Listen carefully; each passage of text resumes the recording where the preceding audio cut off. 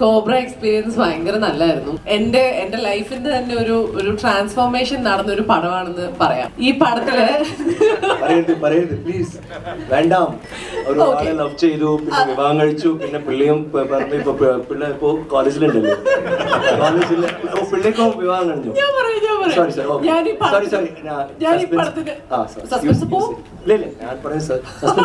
അപ്പൊ first schedule ഞാൻ join ചെയ്തപ്പോ ഞാൻ സിംഗിൾ ആയിരുന്നു.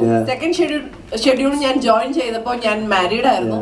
തേർഡ് ഷെഡ്യൂൾ ഞാൻ ജോയിൻ ചെയ്തപ്പോ ഞാൻ പ്രഗ്നന്റ് ആയിരുന്നു. എന്റെ ബേബിനെ കൊണ്ട് 5 months എന്തോ ആയിരുന്നു.